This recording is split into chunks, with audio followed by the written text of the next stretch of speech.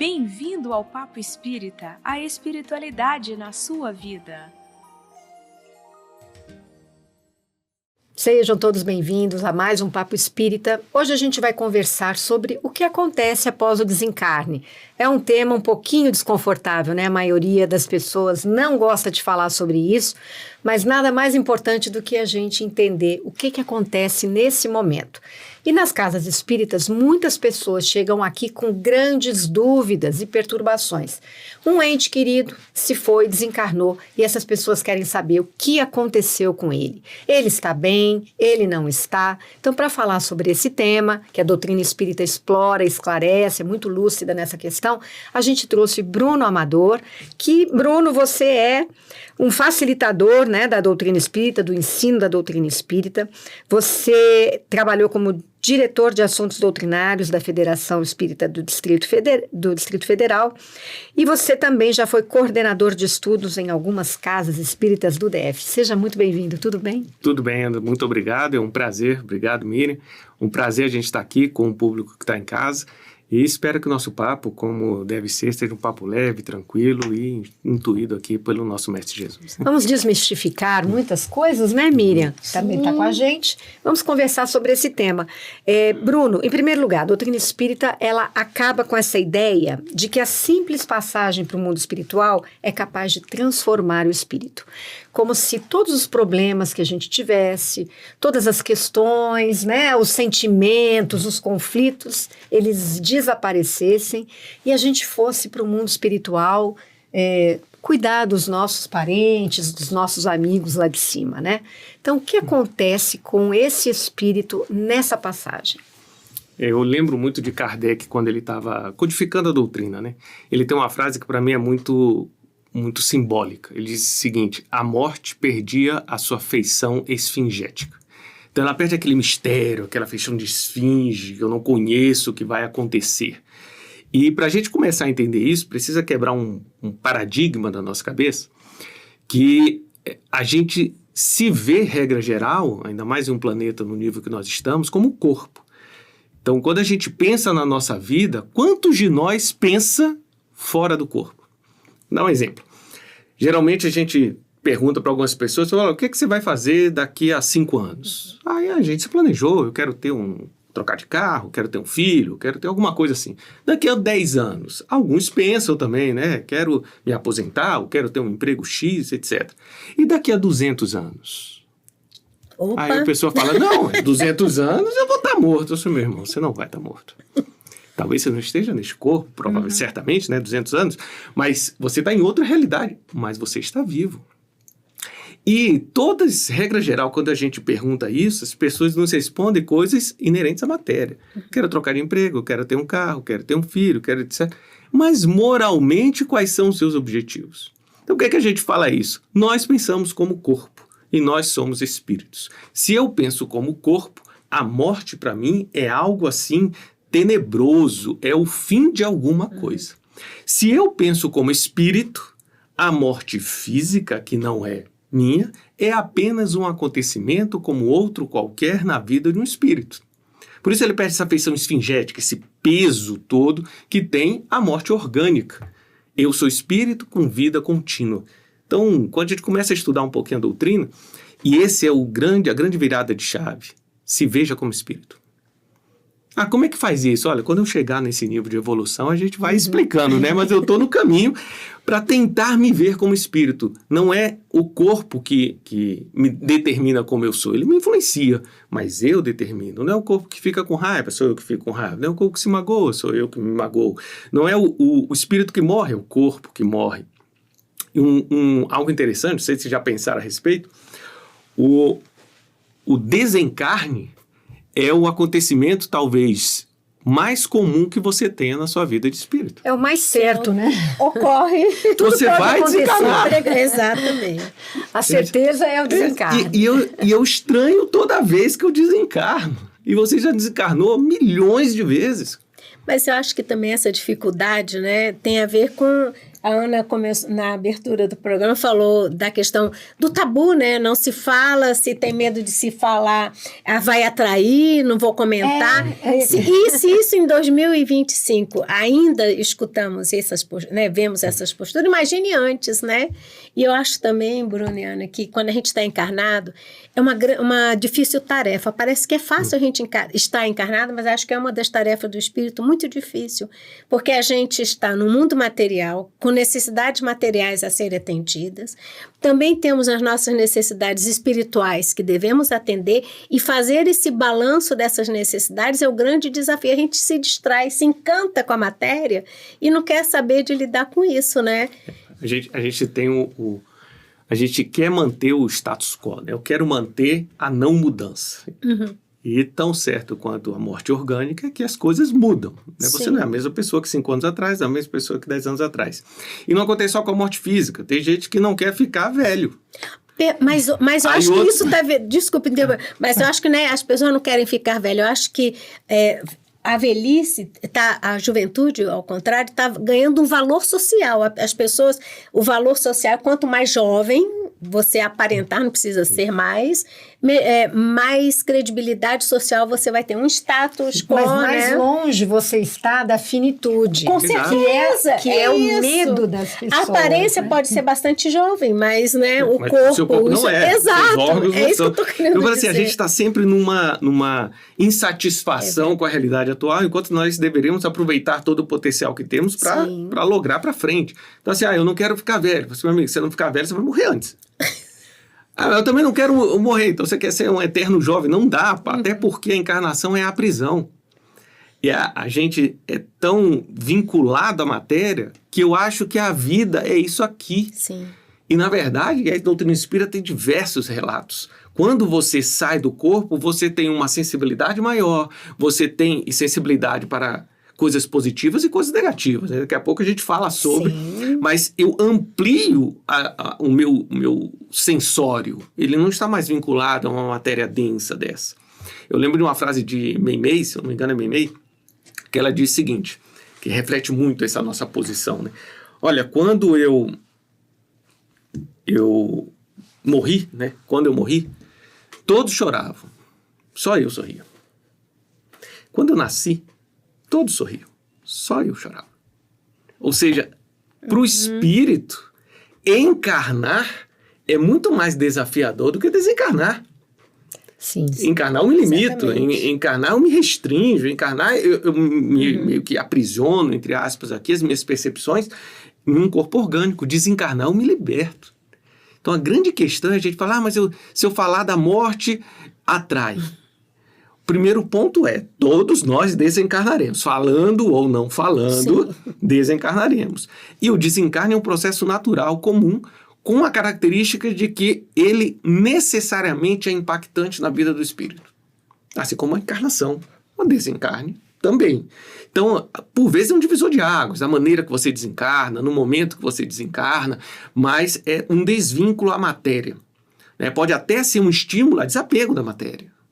Eu quero tanto ficar com os meus bens materiais que o melhor para mim desapegar, para eu desapegar, é retirar meu organismo físico. Você vai ver que aquilo não era a pauta da sua felicidade. Porque agora você vai ter que conviver sem aquilo forçosamente. E no momento que eu mais apegado estava. Então, assim, eu posso desencarnar em determinado momento para que os meus familiares consigam compreender coisas que hoje eu não compreendo. Para que eu, como espírito, consiga querer mais a vida encarnada do que antes, que eu, por acaso, posso ter desprezado ela.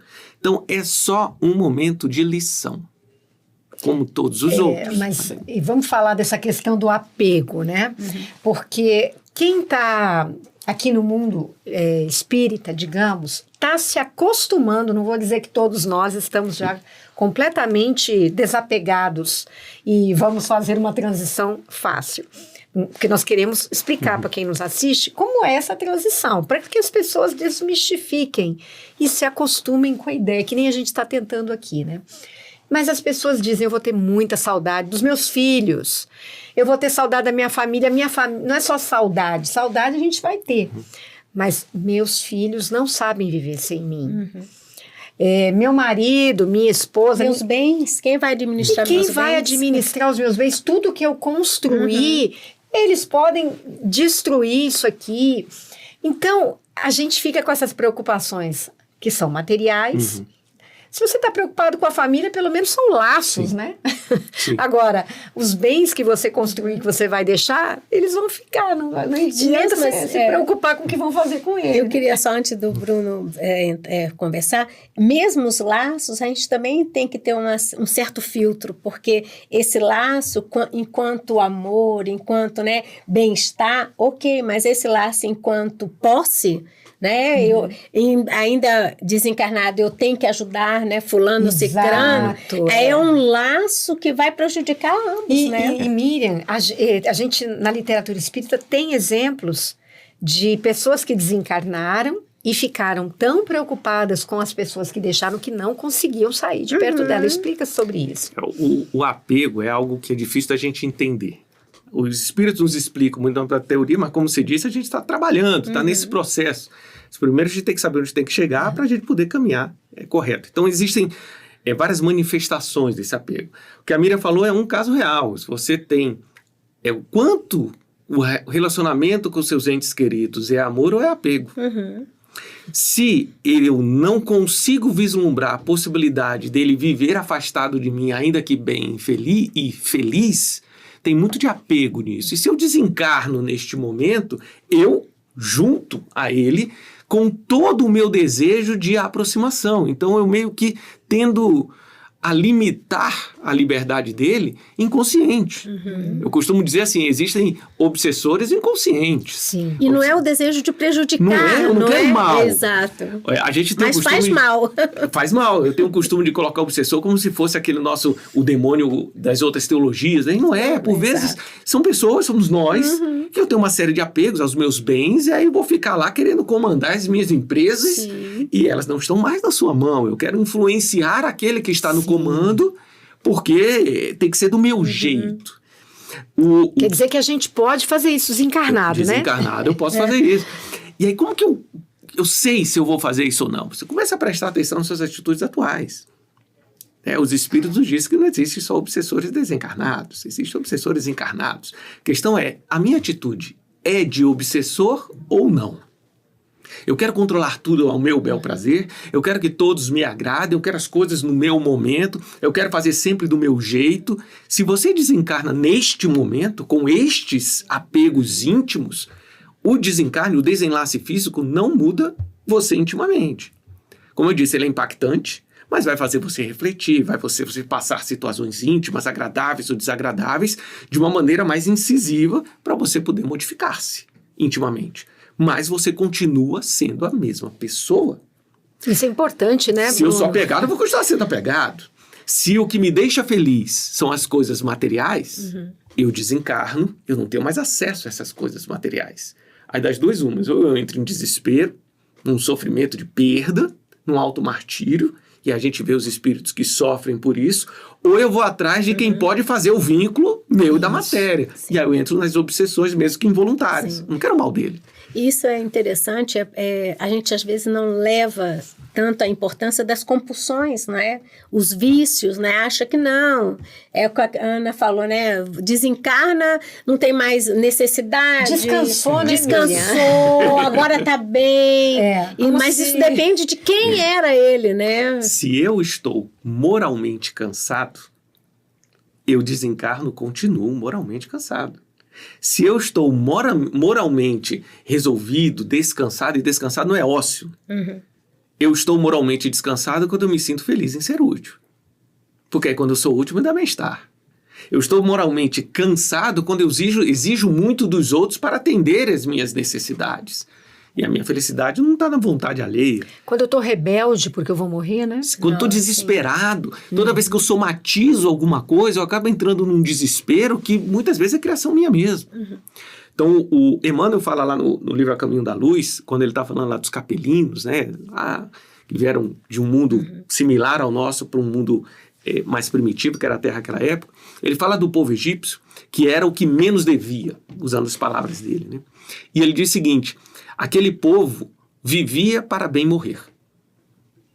Então, toda a vida deles era pautada, evidentemente, tinha ali umas desvios de entendimento, até que a gente está falando aí de 6, 7 mil anos atrás, mas a vida deles era pautada para a vida eterna do espírito e não para a vida da matéria.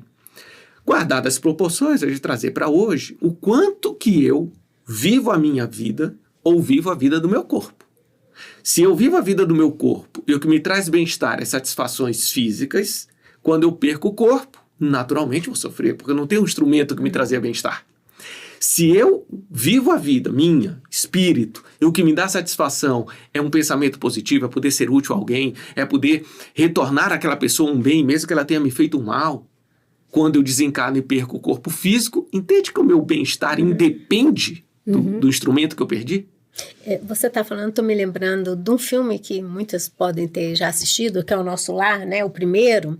É interessante a situação do André Luiz no momento em que ele desconhece. Então, às vezes a gente fala que religião é bobagem, nossa, é perda de tempo, né? Mas, no entanto, é um entendimento e um preparo para essa situação que é a única real que a gente vai ter, né? Então, ele passa um momento de sofrimento, né? Por desconhecer, né? E depois ele passa, quando recolhido, passa por uma outra vida. Então, o que eu estou querendo fazer o paralelo é, enquanto eu faço questão de permanecer na ignorância, de ficar rebelde, de não tentar me olhar como espírito, eu, ao desencarnar, vou ter uma situação difícil de encarar. Mas se eu já estou naquela de que, poxa, eu tenho imperfeições, não sou uma pessoa perfeita, mas eu tenho tanta vontade de tentar ajudar, por afinidade eu posso ir para um lugar mais favorável, né? Com menos sofrimento, vou chamar, não dor, né? Com menos sofrimento. Então, eu acho que nesse paralelo é interessante da gente repensar, porque as pessoas pensam, descansou, graças a Deus ele descansou, né? Porque descansou do corpo físico, que a pessoa está cansada. Por exemplo, uma pessoa que desencarna pelo envelhecimento ou por uma doença. Um acidente, em geral, uma morte abrupta. Aí eu quero perguntar para o Bruno qual é a diferença. Porque eu acho que a forma como a gente desencarna, a literatura espírita diz isso, a forma como a gente desencarna tem um certo impacto para o espírito. Uma morte que eu não estava esperando, de uma morte que eu estou num hospital ou estou envelhecendo, perdendo minhas faculdades, eu já estou vislumbrando que eu vou partir, não tem como, né? Por mais medo que eu tenha. Mas na morte abrupta, às vezes uma pessoa jovem, um acidente. Como é essa passagem nesses casos? Porque as pessoas vêm aqui em busca dessa informação. O que está acontecendo com o meu filho que morreu num acidente de carro, né? Como é que ele está? Eu queria que você falasse sobre isso. Nos falam o primeiro gênero de morte, ele é escolhido amorosamente para o que é melhor para nós. Melhor não é necessariamente o que nos agrada. Melhor é o que nos amadurece espiritualmente. A gente tem um conceito de ser bom que me agrada. Sim. Mas eu me agrado de algumas coisas inferiores ainda, né? Muita gente, né, Bruno, fala assim, eu quero morrer dormindo. Eu não quero nem ver essa passagem, porque nem sabe que tem uma passagem. Né? Exatamente. E o morrer dormindo não necessariamente é mais ou menos sôfrego. O que vai determinar se você sofre mais ou sofre menos é a sua postura íntima, mesmo encarnado. Não é o corpo que determina. Por exemplo, Paulo de Tarso, lá no livro Paulo Estevão, tem um momento de desencarne dele que ele é decapitado pelo soldado romano. Antes do corpo perecer, perder a vitalidade, ele é retirado do corpo por Jesus. Se eu sou decapitado, eu ia sofrer. Se ele é decapitado, ele conta com Jesus. Qual a diferença? Ele é muito mais espiritualizado, desapegado das matérias, com objetivos mais nobres do que eu. Não é a forma em si. E a paz em que ele foi decapitado, não é isso? Ele, inclusive, falou pro carrasco lá dele, que ele tutibiou, não queria, falou assim, cumpra o seu dever, porque ele sabia que ele não ia aguentar a pressão romana se ele não cumprisse o dever. Então, até por amor a ele, não cumpra. Ele tranquilizou, né? Então, a morte abrupta da lenta, digamos assim, da natural, a diferença é a maneira com que o espírito se desenlaça. Numa morte natural, o corpo vai perdendo vitalidade pouco a pouco.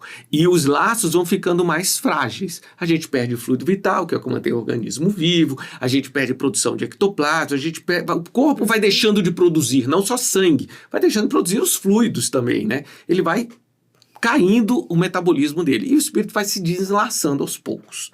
Numa morte repentina, abrupta, o corpo está cheio de vitalidade. O espírito, de uma hora para outra, está desvinculado fisicamente deste corpo. Mas, até aí, o que determina é o íntimo do espírito. Vamos colocar exemplos. Imagina que eu estou passando uma situação terminal, uma doença terminal física. Se eu estou num desespero e eu não quero morrer, eu vou ficar preso àquele corpo e mesmo quando o corpo morra, pode ser que para mim, eu ainda estou no corpo. Psiquicamente, eu crio um ambiente em mim que eu ainda me sinto vinculado ao organismo psiquicamente. E vou sofrer as mazelas disso. Pode ser que no mesmo cenário, eu me prepare para o desenlace. E aí busca espiritualidade, se você for uma pessoa religiosa, facilita a situação, porque eu já trabalho com o mundo espiritual, não importa o nome que a gente dê, mas já trabalho com algo além da matéria, e vou pedindo apoio, vou pedindo fé, vou criando esperanças de algo melhor, ainda que eu passe uma transição que eu não sei muito bem como vai acontecer, mas tudo bem, é passageiro, eu não sei como vou acordar amanhã também, não sei se eu vou acordar sonolento, se eu vou ter um mal-estar durante a noite, mas todo dia eu durmo com o intuito de descansar, né? E acordar bem. É a mesma coisa no desenlace. Os abruptos, eles quebram um elo físico, mas não necessariamente o elo psíquico. Então, pode ser que o espírito ache mesmo que ainda está vivo. Os espíritos respondem literalmente isso. Muitos acreditam permanecer no corpo, permanecer que estão vivos, e acho estranho que as pessoas não escutam. Sim. E ele ainda diz o seguinte, tem casos que, por mais insólito que pareça, o espírito participa do próprio funeral sem reconhecer que era o funeral dele. Do corpo dele, né? Não dele, que ele está ali, vivo. Então, tudo depende do meu íntimo. O desenlace lento possibilita-me, se eu assim estiver vivenciando no pretérito, eu me preparar para um desenlace mais tranquilo. Ele me dá tempo para isso. Agora, se eu entro num desespero, que eu fico naquele pensamento cíclico... Também não adianta nada. Estou sofrendo aquele e eu permaneço sofrendo isso.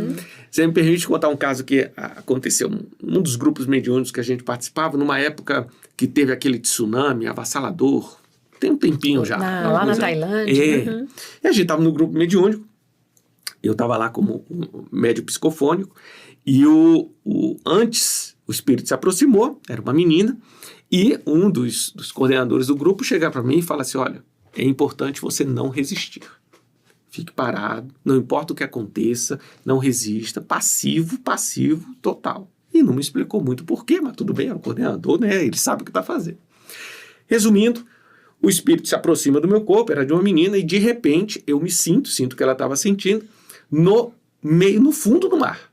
Total escuridão, frio, e de repente me fecha a glote, me fecha, o diafragma fecha, minha respiração não flui. Calma, totalmente passivo, não reage. E eu fiquei naquela situação. Passado um tempo, naturalmente, o que é que o corpo faz? Quimicamente, puxa o ar.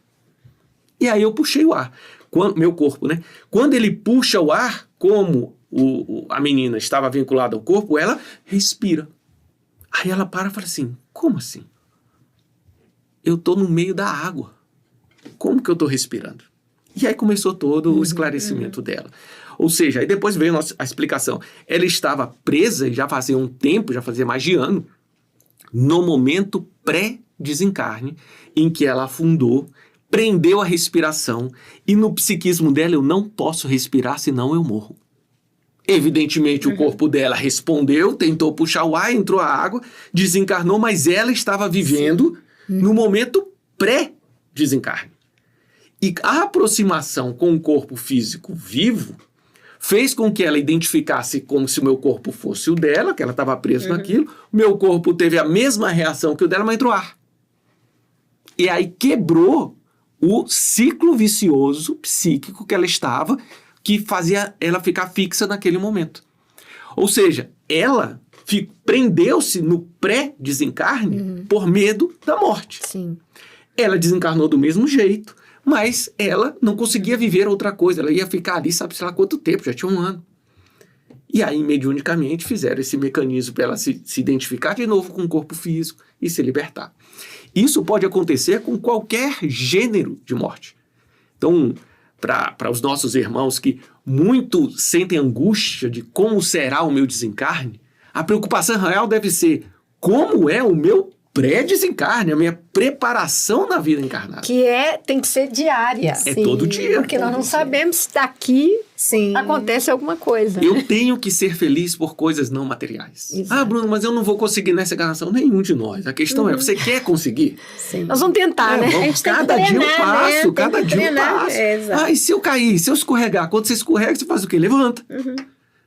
Errei. Ok, vamos levantar. Reconhece o erro, onde que eu errei. Não se martiriza, mas também não fica no conformismo. Não, tudo bem, não tem efeito nenhum. Não, meu irmão, tem efeito. É alguma responsabilidade sua que você vai ter que tratar. Mas você também não vai ser condenado eternamente, não. Nosso futuro é bom, né? Mas eu tenho que ir todo dia um passo. Encarnado. E aí o medo do desencarne tende a esvair-se com o tempo. Ou pelo menos amenizar. Sim, né? Me lembrei que você falando, a gente lembra, trabalhamos todos em grupo mediúnico, somos espíritas, né? Me lembrei de um caso de um irmão que foi recebido também no grupo mediúnico, no desespero que ele precisava entrar no corpo físico dele que tinha desencarnado, um desespero total, né? Mas ao mesmo tempo a gente também escuta, né? Participa de histórias lindas, né? Que desencarnou, que pai, mãe, parentes estiveram lá, o mentor teve lá, né? Ele foi recolhido, foi uma passagem tranquila, sem sofrimento. Então, assim, depende de como eu me preparo, né, que você falou. E ao mesmo tempo, Bruno, me lembra aqui que independente se eu estou rebelde ou não, se eu aceito ou se eu não aceito, se eu estou mais no processo de religiosidade, mas a gente nunca é abandonado nesse processo. Eu acho isso a coisa mais linda quando a gente descobre. Jesus falou isso, né?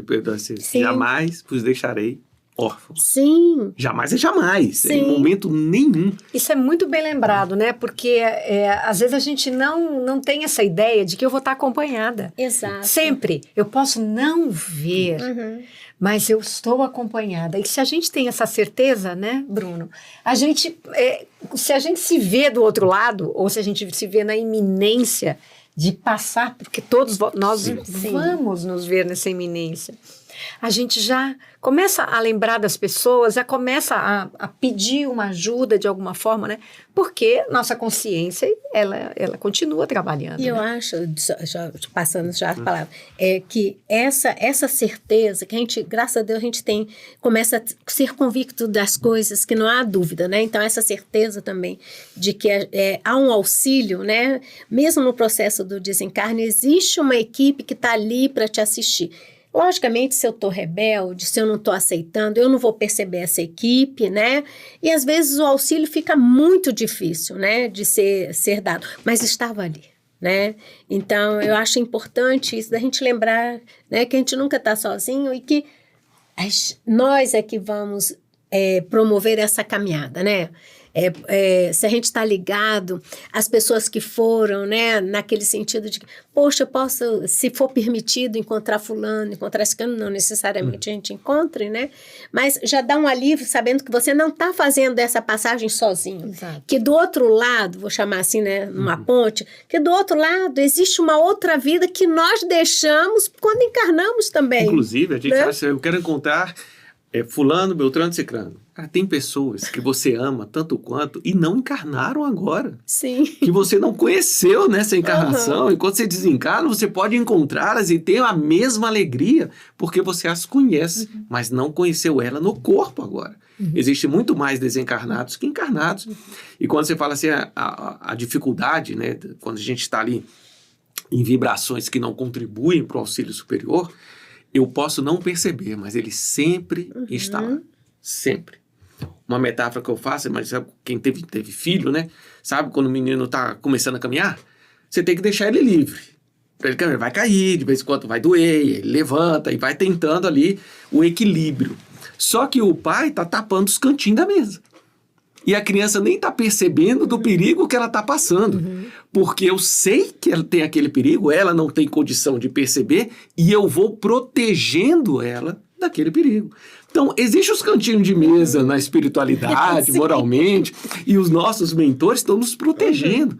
Agora, a criança tem que cair para aprender a encontrar o equilíbrio. Mas ela não pode bater a cabeça no cantinho da mesa. Então, eu protejo o cantinho da mesa. Mas cair, eu deixo? Deixo, porque faz parte do processo para ela aprender onde ela desequilibra. Então, tudo que acontece com a gente é apenas a quedinha. Para a gente não somatizar, por mais difícil que seja, existe quem está tapando os cantinhos da mesa para mim. E se eu cair é porque eu consigo me levantar daquela situação. E, Bruno, na literatura espírita, existe todo tipo de desencarne e todo tipo de local. A gente já falou em vários outros programas sobre isso, que não é bem um local, né? Não é um local físico, para onde nós vamos, né? Então, tem histórias em que a pessoa vai para uma colônia, como o André Luiz do Nosso Lar. Tem outros que vão para um hospital. Ele também foi para um hospital. Existem muitos hospitais. Tem pessoas que vão para o que é o umbral, que quem assistiu o filme do Nosso Lar ficou muito impressionado com aquelas cenas difíceis. Tem outros que ficam na casa e não se separam. Tem outros que ficam em locais, por exemplo, existem muitos escravos que nunca saíram de uma senzala. A gente tem esses relatos aqui, né? Então, o que atrai o espírito para onde ele irá? Sabendo que não é um local físico. Isso é muito bom a gente deixar claro, né? Não existe construções que recebem espíritos na espiritualidade. Existem construções decorrentes dos espíritos que ali estão. Eu costumo falar o seguinte: se todo mundo saísse do nosso lar, o nosso lar se desfaria. É uma consequência, é uma resultante dos íntimos que estão lá. É claro que você tem a governadoria, tem o Ministério da União Divina, que mantém uma sintonia mais elevada. A mesma coisa acontece com todos os locais, né? Eu estou ali por sintonia. Então você pega um umbral. Eu estou passando por ali. O umbral não é um local físico, para a gente tirar um pouquinho do atavismo do inferno teológico, né? Não é um local em que existe independentemente de quem esteja lá e eu sou posto lá. Eu vou para o local onde aqueles outros irmãos sintonizam com os meus equilíbrios ou desequilíbrios íntimos e nós, em conjuntos, plasmamos ao nosso redor aquele ambiente. Se eu mudo minha vibração, naturalmente eu não plasmo mais aquele ambiente, eu sintonizo com outro que tem outros espíritos naquela minha nova sintonia. Então, tirar um pouquinho essa imagem de existe um local de sofrimento. O que existe é um íntimo sofrido que se une com outros íntimos e plasmam ao redor o local de sofrimento. No livro Missionários da Luz tem um capítulo específico sobre o umbral. E o André Luiz relata muito, muito bem ali que o umbral ele é repleto de formas, pensamentos oriundas da vibração daqueles que ali estão. Para onde nós vamos, que é uma grande preocupação, também trago muito do atavismo lá de trás, que vai ter um julgamento, esse julgamento vai determinar para onde eu vou. Né? Se eu tirar 10, eu vou para o céu, se eu tirar 7 e pouco, eu vou para outro lugar, e se eu não passar de ano, eu vou para um local de sofrimento. Não existe este julgamento, alguém que olha para mim e julga, né? André Luiz diz que a morte é um encontro inevitável com a própria consciência. Eu vou para onde eu estou, intimamente. Por isso a preocupação é agora. Vamos esperar, e aí eu vou ser julgado, como é que vai ser? Você é uma pessoa que está cultivando mágoas dentro de você? Existem espíritos com sintonias similares, que estão contigo agora. Por isso a importância do perdão. Porque se eu estou com mágoa, eu estou me torturando, eu estou me martirizando, eu estou achando que alguém fez alguma coisa imperdoável, como se Deus tivesse uma possibilidade do não perdão. Eu estou condenando alguém, eu estou condenando uma criatura que Deus criou destinada à perfeição moral, ou seja, eu estou contra a criação divina, e isso tudo vai me gerando desequilíbrios que necessariamente geram sintonia e outros espíritos, por motivações diferentes, estão junto comigo. Da mesma forma, se eu estou numa posição mais elevada, se eu me sinto bem sendo útil, se eu me sinto bem consolando alguém, ajudando de diversas formas, a prece é uma coisa que me satisfaz, eu sinto a presença de espíritos maiores que eu, se eu quero seguir Jesus, se eu tenho uma auto-reforma como convicção, Senhor, onde eu tenho que mudar? Se eu tento perdoar, se eu tento realmente, se eu me arrependo e trabalho para me modificar. eu estou numa sintonia que outros irmãos desencarnados, por motivações diferentes, estão com o mesmo tom. E aí a gente vai se retroalimentando. Sabe quando você junta uma roda de amigos? Vocês retroalimentam aqueles assuntos que interessam para aqueles amigos. Vamos falar de futebol. Aí eu falo, quem não gosta de futebol vai sair da roda. Ficar lá, exatamente. Que assunto chato, eu não quero estar aqui. Sim. Mas quem gosta de futebol vai ficar 10 horas comentando ali se não sei quem é melhor que não sei quem. E assim com todos os assuntos. Se você fuma, se você bebe, se você usa droga, e aquele que não, eles não estão no mesmo lugar. Aqui. Não estão no mesmo lugar. Isso é o que determina para onde a gente vai fora do corpo físico. Por que eu falo que a gente vai para onde a gente está? Quando você dorme, seu corpo dorme, os laços afrouxam e você vai para onde você está. Só que você não lembra porque Jesus ama a gente. Nos colocou um corpo físico fortalecido materialmente suficiente para quando eu retornar, eu não sentir todo o impacto dessas vibrações que não deveria estar em meu íntimo. Eu volto à vida com as distrações de uma encarnação, com o meu trabalho, com as minhas necessidades biológicas, com tudo aquilo que me faz desfocar daquilo. Tanto que em mundos superiores, a encarnação dura muito mais tempo. O corpo é muito mais sutil. Você pega na Revista Espírita falando de Júpiter, que é o planeta mais evoluído do nosso sistema solar, é 5 séculos nossos. Por quê? Eles não têm esse desequilíbrio íntimo. Então é muito mais útil uma encarnação prolongada, porque ele mais auxilia do que busca reformar-se. Ele está em constante progresso, mas os nossos erros, esses erros mais básicos, né? A ira, o não perdão, os vícios, eles não têm mais. E que causam nossas doenças, nossos desequilíbrios e que causam nossos desencarnes também, né? Inclusive os sofrimentos. Vícios físicos causam desencarne, vícios psíquicos podem causar desencarne, mas sofrimento é sempre uma questão de sintonia íntima. Tem uma frase que também gosto muito, né? Não é o que os outros fazem com você que te faz sofrer ou ser feliz. É o que você faz com que os outros fazem com você é que te faz sofrer ou ser feliz. O meu irmão não tem a menor capacidade de me obrigar a ficar com raiva. Me obrigar a ficar chateado, magoado, nervoso. O máximo que meu irmão pode fazer é me colocar numa situação difícil. Daí para dentro, governo meu. E essa é a sabedoria que a gente busca.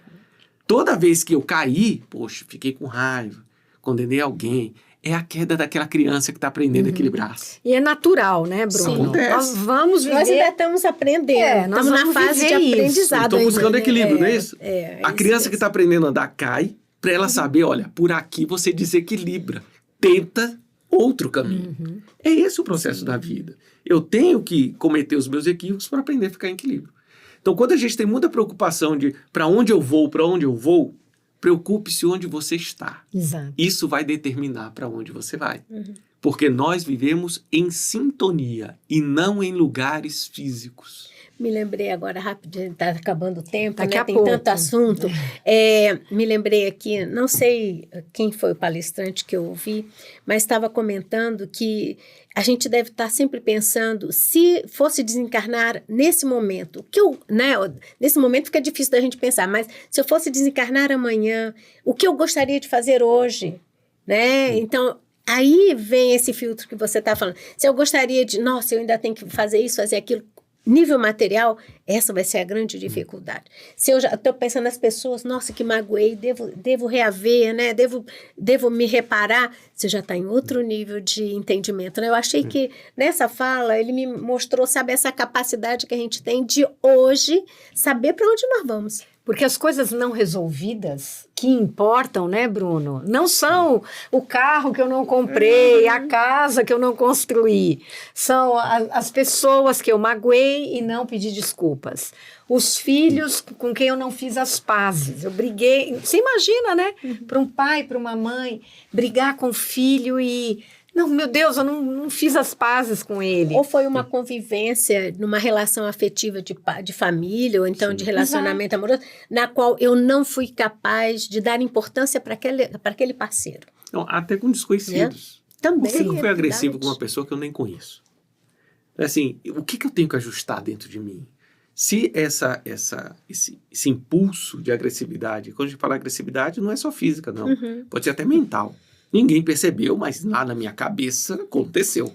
Se isso veio, é porque existe alguma coisa dentro de mim que ainda provoca esse comportamento. E a gente vai começando a observar essas coisas.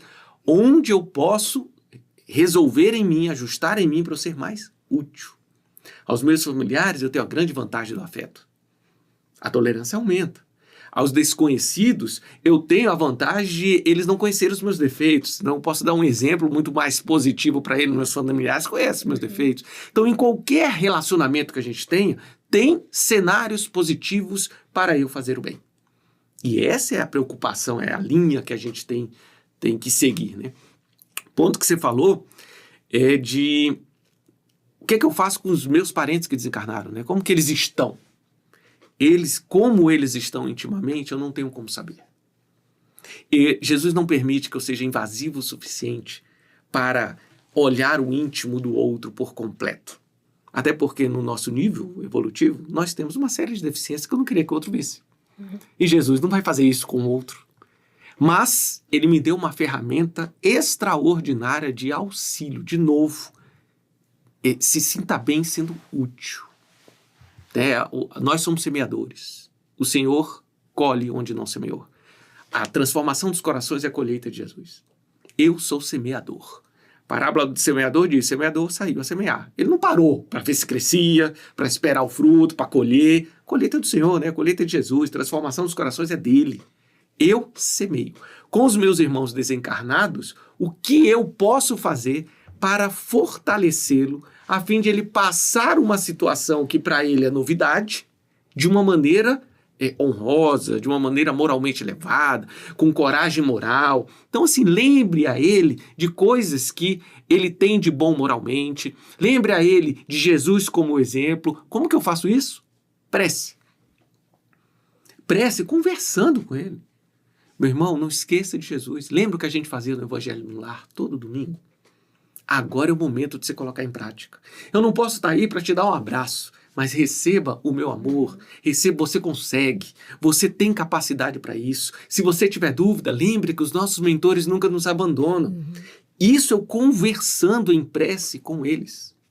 Ah, mas ele vai estar bem, não vai estar bem. Eu sei que todos vão ficar bem. No momento atual, eu não consigo passar para você o íntimo dele. De novo, Jesus é misericordioso, não vai nos expor uns aos outros. Mas eu tenho boas lembranças, eu conheço ele, eu sei do que ele é capaz, estimule ele nesta nova adaptação. É uma realidade que ele não conhece. Ele está cheio de dúvidas. Imagina você indo para um país completamente desconhecido, que você não fala a língua daquele país, está no interior do país, não tem um telefone, não tem nada. Imagina a sua tensão para se adaptar. Aí você recebe uma cartinha e fala assim: meu filho, tá tudo bem, olha, vai fulano de tal ali que ele vai te ajudar, a gente tá aqui, o seu pai, sua mãe, seus irmãos, tá feliz porque você foi para aí você vai conseguir tudo que você queria, você vai ter todo o apoio que você queria, não desista, porque a gente confia em você. Olha o gás que dá nele. Desencarnado é a mesma coisa. E ele recebe isso. Agora, para a gente encerrar, infelizmente, né, o tema aqui é cheio de temas, de questões interessantes. Mas agora, Bruno, eu queria que você falasse para as pessoas que estão encarnadas aqui e têm medo do desencarne. Você falou que a gente deve se preparar durante a vida. A gente que trabalha em grupo mediúnico sabe que nós recebemos muitas pessoas com ódios gravíssimos, questões gravíssimas de não perdão de um encarnado e de uma outra vida. Esse encarnado, obviamente, esqueceu do que aconteceu, mas tem lá alguém que está deixando de viver toda uma vida espiritual para se concentrar numa vida que já passou. Numa vida que tanto passou para o desencarnado como para o encarnado, que não se lembra de vínculo de situação nenhuma. Nós não queremos viver assim, né? Então, fala para quem nos assistiu. Como é que eu posso viver e me preparar, não sentindo que o tema do desencarne é tão desconfortável que eu não quero pensar nele.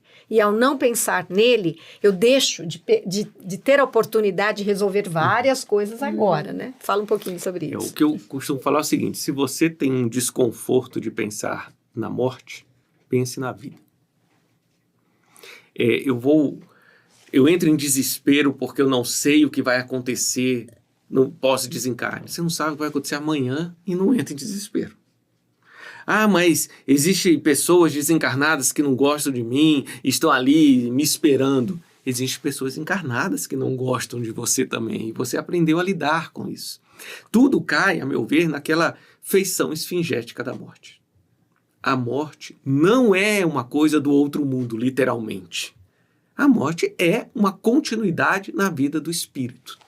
Então, se eu tenho receio de ver o que é que vai acontecer comigo, começa a focar no seu hoje. Quando você tiver uma tranquilidade, um equilíbrio, eu estou fazendo o máximo que eu posso, quando a gente alcançar isso, a gente vai perder todos os receios. Então, ao invés de eu tentar abafar um receio lá na frente, que eu não sei o que é, se eu tiver equilíbrio suficiente no hoje e amanhã, eu vou estar tranquilo. Se você dormir saudável, o que é que você espera no outro dia? Que você vai acordar saudável, descansado. É certeza que você vai acordar saudável, descansado no outro dia? Não, você pode ter uma insônia no meio da noite. Você não tem essa certeza. Mas eu fiz todo o preparo. Eu dormi cedo, eu me alimentei bem, eu apaguei a luz, coloquei um clima saudável, não briguei, não me desequilibrei, coloquei uma roupa limpa, a cama estava confortável, deitei e dormi. O que é que eu espero? Que amanhã eu vou acordar bem. Essa é a vida, é a preparação para esse momento. Às vezes a gente fica muito pensando em algo que eu não sei o que vai acontecer, num exercício meio que de futurologia. Né? Eu me desespero com cenários que nem existem ainda. Existe a possibilidade de. Em vez de se desesperar pelo que você não sabe se existe, tranquilize-se com o que você sabe que existe. Prepare-se como você se prepara para bem dormir, para poder bem acordar. Prepare-se para bem viver encarnado, para bem viver desencarnado. Se a gente fosse entrar aqui no que causa os desesperos, sempre vai cair nesse não saber do futuro. Mas você não sabe do futuro de amanhã. Exato. Então viva bem hoje, que amanhã será bom. Tira o foco dessa esfinge misteriosa da morte, porque a morte em si não existe, o que existe é a vida, e ela é contínua. Se eu estou bem vivendo hoje, no corpo ou fora dele, continuarei bem vivendo. Porque a vida depende do que eu faço dela, da minha consciência, dos meus sentimentos, dos meus pensamentos, das minhas atitudes, e nenhum desses se perde com o corpo. E a gente aqui está pensando que nós vamos do outro lado fazer vários trabalhos também, né? Vamos estudar, não? E assim, isso acontece sim, também. A gente aqui entende que sim. Então, às vezes, a gente até escolhe, né, trabalhos, eu lá do outro lado. Falo, pode ser que me mandem varrer chão, né? Eu estava aqui apresentando o Papo Espírita lá, eu vou fazer uma coisa mais simplesinha, mas... a gente tem possibilidades de futuro, né? A ideia é essa aqui. Nós continuamos ativos. Sim. Continuamos, é essa a ideia. E queremos trabalhar, não é não? Se eu estou disposto ao trabalho, não tem. André Luiz fala, quando o trabalhador está pronto, o serviço aparece. Não. E André Luiz é um caso bem interessante, né? Ele era médico, famoso, reconhecido. Quando foi para o nosso lar, ele falou assim, olha, eu sou médico, deixa eu ajudar. O que é que disseram para ele? Meu irmão, aqui é um pouquinho diferente. Você vai lavar o chão aqui do hospital. Você tem ali outro trabalho. Não, aquele eu não quero, eu sou mais importante que isso. Eu não vou lavar o chão. Depois ele foi amadurecendo, se desapegando aqui desses estereótipos materiais. E aí ele encontrou o porquê do trabalho. Não é o que eu faço. A questão é o que eu faço é útil para alguém. E eu sou feliz em ser útil. É essa a grande sacada. Por isso que Jesus fala para a gente servir. Eu vim para servir, não ser servido. Porque o que me faz feliz é servir e não ser servido. É o que eu dou e não o que eu recebo. Se eu sou útil, eu posso ser útil numa conversa, eu posso ser útil limpando o chão, eu posso ser útil atendendo o telefone, eu posso ser útil atendendo o meu chefe que é um pouco intolerante. Eu estou sendo útil para ele. Não é o que ele faz comigo. É porque eu estou sendo útil para ele. Mas eu estou num emprego que é com muita dificuldade, tem gente ali querendo me passar a perna. A pergunta não é o que ele faz com você. é o que você consegue ser útil. Uma pessoa que tem uma conversa ali que ninguém gosta. Eu posso ser paciente com ela e demonstrar carinho para ela. E não é o que ela faz comigo. Eu estou sendo útil para ela. Eu estou mostrando para ela o que Jesus consegue fazer em um coração falho como o meu. Para que ela queira também conhecer esse Jesus. E isso me satisfaz. Ah, como? Mas ele nem ouviu você. A colheita é do Senhor. Eu semeio. E eu sou feliz em semear. O dia que a gente assumir essa postura, e ela vem aos poucos, é todo um processo. Não vai acordar amanhã e voltar assim. Mas eu quero todo dia. Né? O que eu fiz que eu posso melhorar? Que sentimento negativo que eu tive? Qual é a causa dentro de mim? É uma luta constante. Mas o trabalhador merece seu salário, né? Não disse Jesus? Só que para receber o salário da paz íntima, eu tenho que trabalhar intimamente. E a gente também tem na literatura espírita pessoas que se colocaram dessa forma na vida e tiveram grandes recepções do outro lado, né? Tem uma, se me permite ainda falar um caso, lá no livro do Ave Cristo, lá de Emmanuel, né, Psicografia de Chico Xavier, e aí o pessoal que não leu, prometo não dar um spoiler aqui, mas vou ter que falar uma coisinha que aconteceu lá. Existe um personagem lá que ele cuida lá de um garoto. E no final das contas, os dois acabam desencarnando. Quando esse garoto sai do corpo, ele não sai mais com a forma dele. Ele sai com a forma do pai desse cara, porque o garoto que ele estava cuidando era o pai dele, que ele perdeu numa situação meio difícil lá atrás e não conseguiu se reaver com o pai. E o pai pediu para encarnar de novo e ainda criança se aproximar deste personagem para auxiliá-lo a cristianizar-se, para que ele conhecesse Jesus. E pelo sacrifício da criança, ele acaba convertendo-se. E essa criança, quando sai, é um adolescente, né? Quando ele sai do corpo, ele sai como o pai dele e ele enxerga o pai e entende a misericórdia de Jesus. Então, olha como o desencarne deste garoto desperta este outro personagem para que ele consiga servir o Cristo e entender a misericórdia de Jesus, que fez com que o pai se aproximasse dele de uma maneira que ele não conhecesse, para que ele se convertesse realmente a Jesus. E este garoto, quando desencarnou, não sofreu absolutamente nada, porque ele fez aquilo e nem precisava encarnar naquela hora. Fez aquilo tudo por amor ao próprio filho, para ser meu filho, tem jeito, o meu filho vai conhecer Jesus. Agora não dá para a gente abrir a cabeça e colocar lá dentro. Como que eu tenho que fazer? Conviver com sacrifícios, mostrar o que Jesus faz para você encontrar a sua paz. A partir desse momento, esse personagem começou realmente a seguir Jesus. Eu quero que Jesus faça com o meu coração o que ele está fazendo com o coração da Ana. A Ana é falha, o Bruno é falha, a Mira é falha, mas essa vontade, essa alegria nos olhos de buscar o caminho correto, eu quero. Eu quero saber qual é o caminho para poder caminhar. Então, não necessariamente o desencarne é algo sofrido. Ele apenas nos mostra como nós estamos. Se eu estou em desequilíbrio hoje, dá tempo. Busque o equilíbrio. Busque Deus na religião que você se sentir melhor. Cada um tem a religião que necessita. E aí, quando eu tiver outras necessidades, eu vou para outra, desde que você tenha a sincera disposição de melhorar a si para servir aos outros. E não o inverso. Bruno, que bacana! Muito linda essa tua mensagem final. Quero te agradecer, né? Queremos te agradecer imensamente você ter aceitado o nosso convite.